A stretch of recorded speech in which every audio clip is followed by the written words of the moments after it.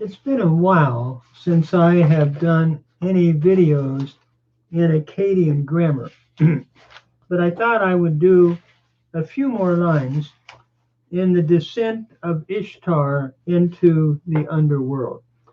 And if anyone is following me, they can no doubt find the normalization of this descent of Ishtar in on Google Books.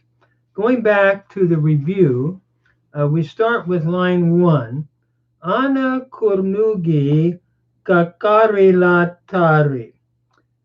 That is, to the netherworld, to the land of no return. Ishtar marat sin uzunsha ishkun. That is, Ishtar, the daughter of Sin, literally placed her ear. In other words, directed her thought. And we've done grammar on all of this, so I'm going on then. Directed her thought. Anabiti eti shubat erkala. To the gloomy house, to the house of gloom, to the dwelling place of the nether world. And then Anabiti Shah Eribushula Atsu. That is, to the house where those that enter do not come out. Looking at the underworld. Ana Harani Shah Alaktasha La Tarat. To the road whose path does not turn back. Line 7. Anabiti Shah Rebushu Zumu Naram.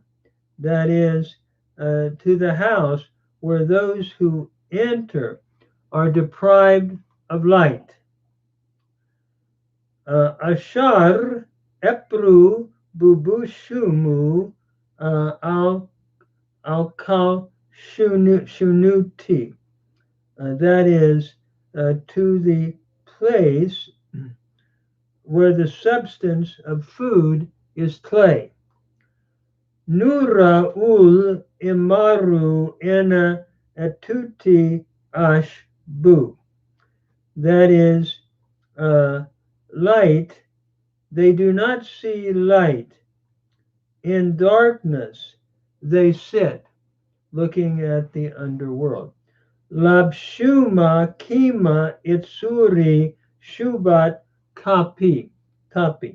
That is, their clothing is as a covering of a bird, or as the covering of wings. In other words, as a bird whose dwelling is of wings. So their covering is rather skimpy, I'd say. Eli itsudauti utsu sikuri shapuch ipru. Over the door and bolt is spread dust.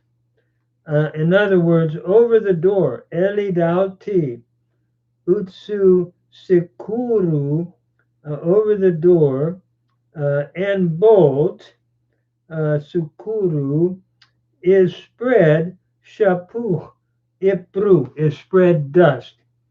And so Ishtar is going to the underworld, where dust is spread over the door. And she's going to address the doorkeeper. And that's where I believe I stopped last time, in line 14. It reads, Atu me petta babka. O gatekeeper. Atu is the noun that means gatekeeper. Here we have a vocative of address. O gatekeeper, me petta babka. To me, open your gate. Petta is, again, open to me your gate. So we have the imperative, patta, open, babka, the gate of you. Babka, by the way, petta is from petu, to open, and babka is from babu, meaning gate. The u has dropped out, and ka is your pronominal suffix, second masculine singular. So open to me your gate. Petta, open, the imperative here. Babka, luluba anaku. Open your gate. Here we have babka again, which is the direct object of the imperative petu, or petta from petu. So open your gate that I may enter. Let me enter. Luruba is from erubu, to enter. Here we have a G precative. Notice the lu is introducing a precative, that I might enter. Anaku is your first person personal pronoun. So open your gate that I might enter. Ishtar is saying. And by the way, Ereshkigal, her sister, is the goddess of the underworld. And she will go to the underworld, be stripped of everything, and then come back out from the underworld. So now it pictures her entering in. Notice the next line, line 16. Shumala tapata babu. Shuma is the conjunction if, and we see, by the way, we see a lot of that in Hammurabi's code, Shuma, beginning of each pretty much law. So Shuma la tapata babu. If Shuma, following the conjunction, is la, which is your negative particle. If not, you do not open. If you do not open. Notice tapata is from, again, petu, to open. It's a G present. Notice the doubling of the T here. A G present, second masculine singular. So if you do not open the gate, babu, then we come to what she is going to do. By the way, Bab Ilu means gate of God. It's interesting. Babilu in Genesis speaks of the gate of God, but it becomes Balal, a gate of confusion, when there was that disobedience to God, to Elohim, or to Yahweh, about not spreading out. They thought they would create a gate to God, but they created Balal, confusion. There's a play on words in Hebrew, which is sort of interesting. But then line 17, Amahatz dautum. I will break the door, Ishtar says. Notice Amahatz is from Mahatsu, to smite, or to break down. So I will break down the door. Notice we have a G present, first person singular. I will break from Mahatsu, to break down. I will break down dautum, the door. So I will break down the door if you do not open. And notice dautu is the noun meaning door. And here, I will break the door. I'm understanding dautum as an accusative here. The door I will break down.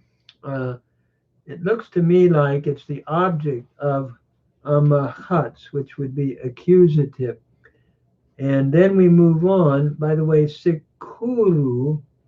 Now we're going to come to the bolt. Sikuru ashabir. Notice the bolt I will smash. So here we have parallelism. I will break down the door. The bolt I will smash. We have a lot of that in the Hebrew Tehillim, the Hebrew Psalms, synonymous parallelism. And we see it here in the poetry of the text of the descent of Ishtar. So Sikuru means lock or bolt. Ashabir means I will smash. Here we have a G present from shaberu, to smash. So I will smash. Actually, it's a present looking at a future action that's about to happen. And then ashabir gishrinam. That is, I will break the bar. Notice ashabir again from shaberu. Again, we have the G present, first person singular from shaberu. I will break the bar. Gishrinam is the direct object of ashabir.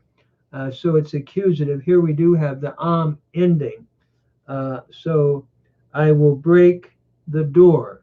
And ma ushbalaktat dalati.